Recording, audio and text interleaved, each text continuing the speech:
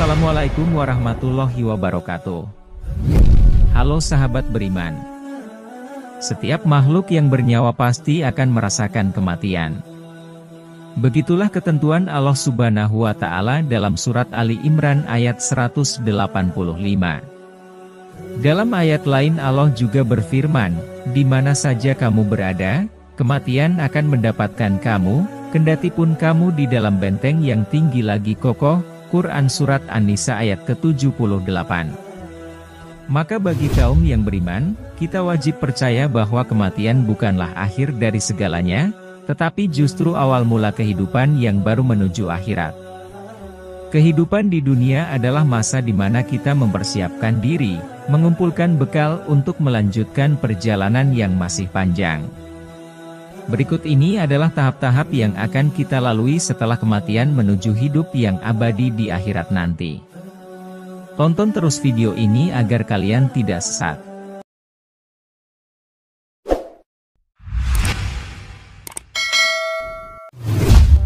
1. Alam kubur atau yang biasa disebut dengan alam barzah. Setelah manusia meninggal dunia, ia akan berpindah ke alam barzah yang membatasi antara alam dunia dan alam akhirat, tempat di mana setiap manusia akan berjumpa dengan malaikat Munkar dan Nakir. Dua malaikat tersebut akan menanyakan 6 pertanyaan kepada manusia tentang siapa Tuhannya, apa agamanya, apa kitabnya dan siapa nabinya. Siksa kubur sangatlah pedih dan banyak sekali umat yang menyesal telah melakukan perbuatan dosa selama hidupnya. Sehingga apabila datang kematian kepada seseorang di antara mereka, kafir, ia berkata, "Ya Tuhanku, kembalikan aku, agar aku berbuat amal saleh terhadap yang telah aku tinggalkan." Allah berfirman, "Sekali-sekali tidak. Itu hanya perkataan yang diucapkan saja." Dan di hadapan mereka adalah barzah, pemisah, sampai hari mereka dibangkitkan. Quran Surat Al-Mu'minun ayat ke-99-100. 2. Hari kebangkitan, Yaumul Ba'ats. Hari kebangkitan ditandai dengan tiupan sangkakala oleh malaikat Israfil.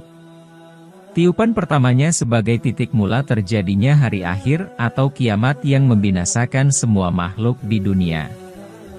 Kemudian pada tiupan kedua, semua manusia tanpa terkecuali akan bangkit dari kebinasaannya dan inilah yang dinamakan hari kebangkitan. Ruh kita akan disatukan kembali dengan jasad, namun kondisinya berbeda-beda tergantung dari amalan yang pernah ia perbuat di dunia. Tentunya mereka bukan berarti dihidupkan kembali ke dunia atau alam fana, melainkan mereka dihidupkan kembali di alam akhirat. Dan tiuplah sangkakala, maka matilah siapa yang di langit dan di bumi kecuali siapa yang dikehendaki Allah. Kemudian ditiupkan sangkakala itu sekali lagi, maka tiba-tiba mereka berdiri menunggu keputusan masing-masing. Quran Surat Az-Zumar ayat ke-68. 3. Padang Mahsyar, Yaumul Mahsyar. Konon, Padang Mahsyar adalah tempat datar yang sangat luas di mana matahari hanya berjarak 1 jengkal dari kepala manusia. Di Padang Mahsyar setiap insan akan mulai diadili tergantung amal perbuatannya dan diiringi oleh 2 malaikat. Satu sebagai pengiringnya dan yang satu lagi sebagai saksi atas semua perbuatannya di dunia.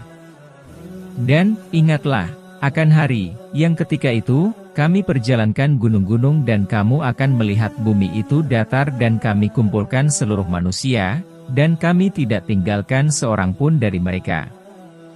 Quran Surat Al-Hafi ayat ke-47. 4.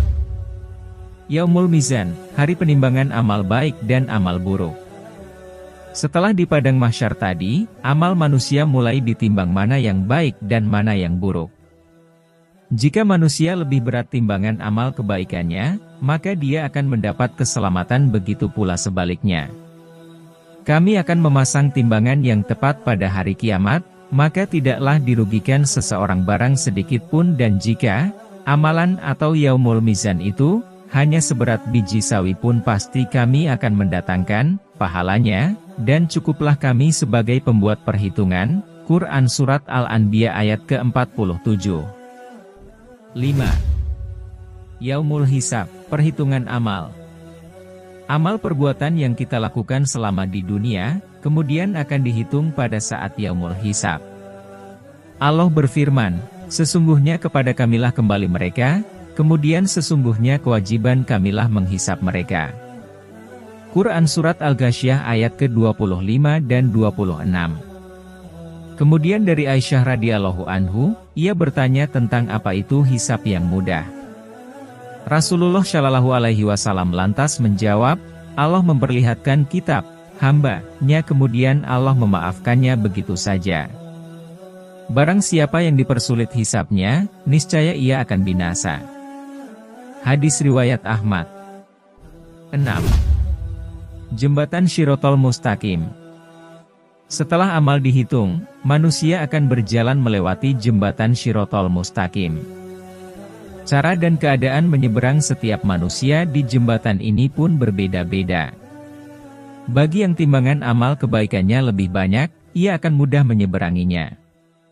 Sebaliknya, bagi yang amal buruknya lebih banyak, maka jembatan ini akan berubah bak sekecil rambut yang dibagi 7 sehingga akan menyulitkannya. Dan dibentangkanlah syirat di atas permukaan neraka jahanam, maka aku dan umatku menjadi orang yang pertama melewatinya. Dan tidak ada yang berbicara pada saat itu kecuali para rasul. Dan doa para rasul pada saat itu, ya Allah selamatkanlah selamatkanlah. Di antara mereka ada yang tertinggal dengan sebab amalannya dan di antara mereka ada yang dibatasi sampai ia selamat. Hadis riwayat Muslim. 7. Surga. Surga adalah sebaik-baiknya tempat kembali. Di dalamnya tidak ada kesedihan dan kesengsaraan, melainkan hanya kebaikan dan kebahagiaan. Surga diciptakan oleh Allah sebagai balasan bagi orang-orang yang beramal saleh dan telah berhasil melalui perjalanan panjang tadi. Aku, Allah, telah menyediakan untuk hamba-hambaku yang saleh suatu balasan, surga, yang belum pernah terlihat oleh mata, belum pernah terdengar oleh telinga, dan belum pernah terlintas di dalam hati.